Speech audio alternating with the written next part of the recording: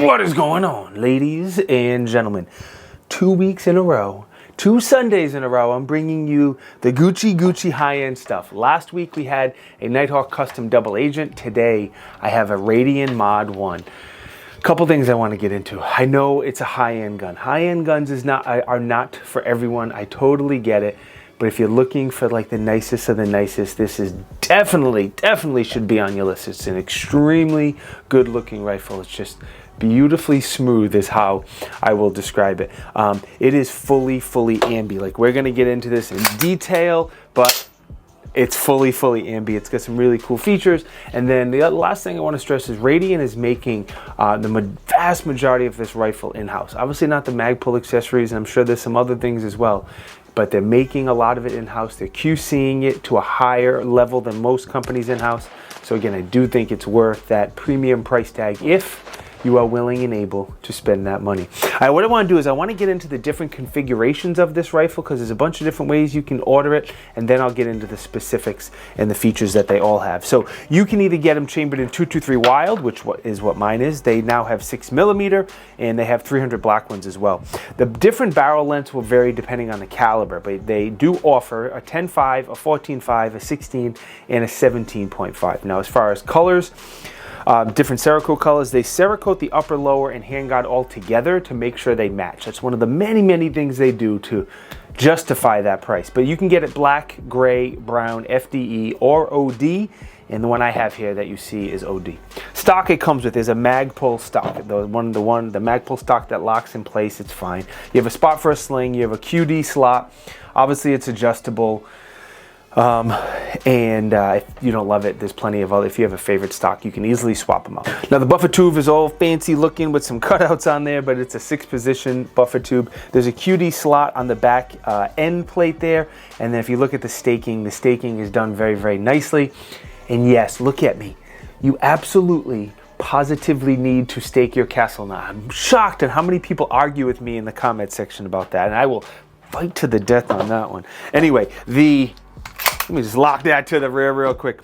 The charging handle. Radian Raptor charging handles are one of the best charging handles on the market. They used to OEM them for a ton of different companies, and I don't think they do it for many anymore, but it's ambi. It has the little shelf there for if you're shooting suppressed, it limits the gas that gets back in your face. And the other thing I want to point out is how nicely it integrates with the upper. It's just very clean. The quality's there. It looks good. It fits perfect. It's just... it's very nice. Now, the grip is also mag pull. I believe it's the K2 grip. Fine grip. I like these. No problems with them. It has a little stock locking compartment for some snacks. And again, it's very easily to swap out. If this is not your jam, you can swap it out. The trigger is a Radian Vertex trigger. I don't know if I'm saying it right, but like everything else on this rifle, it is very nice. It breaks about 3.5 pounds. It has a super short break. Has a very clean reset. Overall, it's a very solid, respectable trigger. Like, look at the description of this trigger on the website. It seems like Radian puts more thought into their trigger than some companies do into their entire rifle.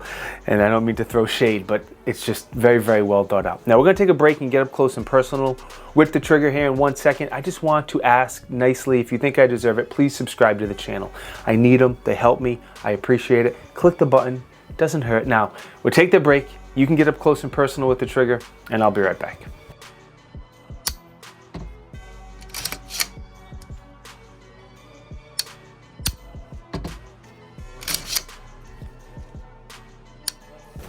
What'd you think about the trigger? I think it's darn nice, especially if you like a single stage trigger. I want to get into the full ambi controls, because I've done this a few times and it is quite cool, but I want to show you what it's all about. The way... Okay, the bolt release and the traditional bolt release and bolt lock is pretty standard. The release is a big paddle, very easy to reach. All that stuff's fine. The unique part, it's called A DAC. I don't remember what it stands for, but I'll put it up here on the screen. If you press the magazine release in and pull back on the charging handle, it locks the the bolt to the rear, and then that really big paddle above the magazine release, if you push that, that's your bolt release. So it's very easy and fast to lock the bolt to the rear and release it without doing that. You know, when you're at the range and you see people do that weird goofy thing where they hold the bolt lock to the rear and they push down on the charging handle, and it's just not very efficient. I've used other full ambi lowers, and I think this is just the most convenient, easy to use, best designed system out there. Now the safety on the gun, like everything else, it's a Radian brand safety. On the right side, it's a little smaller, so it's not going to dig into your finger. And you can actually adjust it whether you want it to be a 45-degree throw or a 90-degree throw. So in the manual, it tells you how to do this. I cannot show you per the YouTube rules, but it's very, very simple, and you can swap it from a 45-degree throw to a 90-degree throw.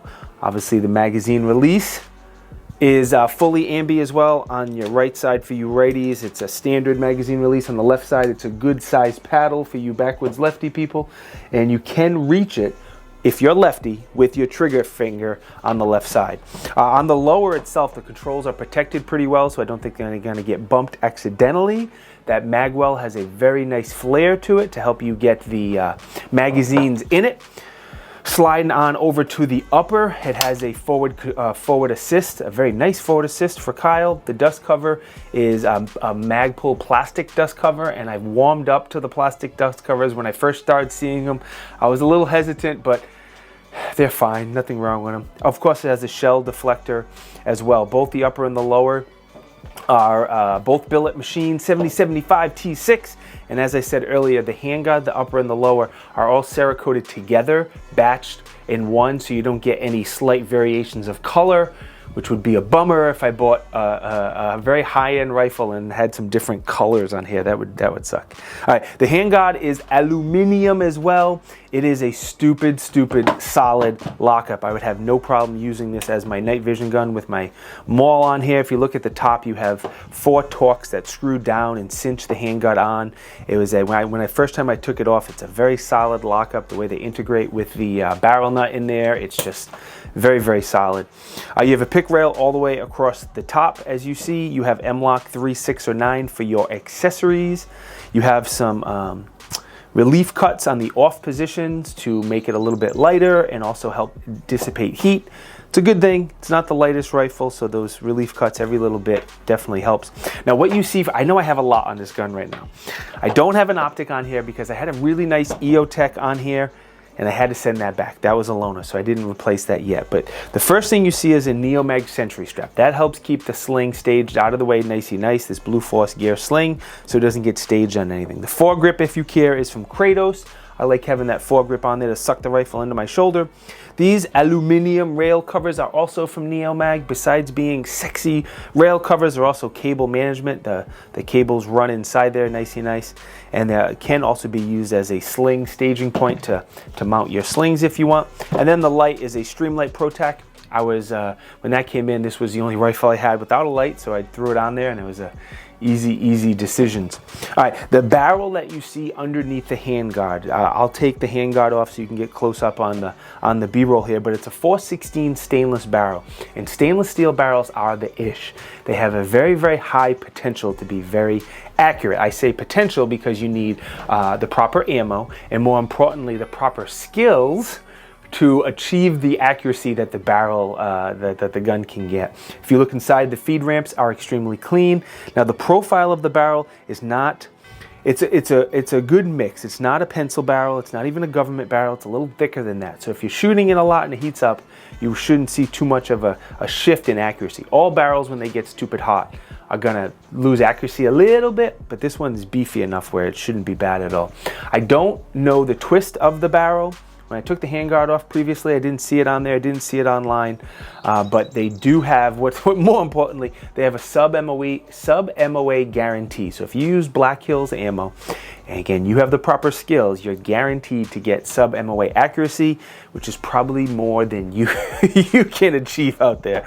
All right, the gas system, it has a basic gas block on here, no problems there. It's a mid-length gas system. Well, if you get the 14.5 or the 16, mine is the 14.5, just so you know. If you get those two, it's a mid-length gas system like this one is here, and then it is gassed perfectly. It's not like a lot of budget-friendly guns will over-gas the system just to make sure they run reliably, and I would not expect that on a higher end gun, and that's not the case here. The last kind of feature I want to talk about on the gun is, actually we still need to get into the bolt and the bolt carrier, but the muzzle device. It is a flash hider. It's a KeyMo flash hider, and it is pin and welded extremely nice, very, very clean. And the KeyMo system allows you to attach and detach, quick detach, any suppressors that use that KeyMo pattern. Popping her open, taking a close-up look at the BCG and the charging handle here. The pins are Radian brand. Even the pins are Radian branded, and the lockup between the upper and the lower is just super, super tight, clean. The fit and finish, awesome. Charging handle first, like I said, it has that lip on there that fits with the upper, extremely nice to block as much gas as possible if you're shooting suppressed, and then there's a bunch of holes in it as well. So again, Radian, just like their pistol comp that I have, it's just a little bit nicer than everything else on the market. The BCG follows that idea as well. It is called the Enhanced Black Nitrate M16 BCG. It has a nitrate finish, which is a good, affordable, but extremely durable finish. The bolt itself is 9310 steel, which is very solid. The carrier is 8620 steel, which is dope. And they even go as far as telling us the steel that the gas key is made of. And most companies don't do that, but it's 4130 steel. And then it is attached with grade 8 hardware and staked very nicely. And if you look at those bolts, I forgot the name of those bolts. Someone can put it down in the comments and I'll try to pin it. But with all that, whatever they're called on the end and the nice staking, I can't imagine those bolts are ever gonna back out. So again, it's a premium rifle. It's north of $3,000 depending on the variation you pick. But with all the things I mentioned, I think the price is justified.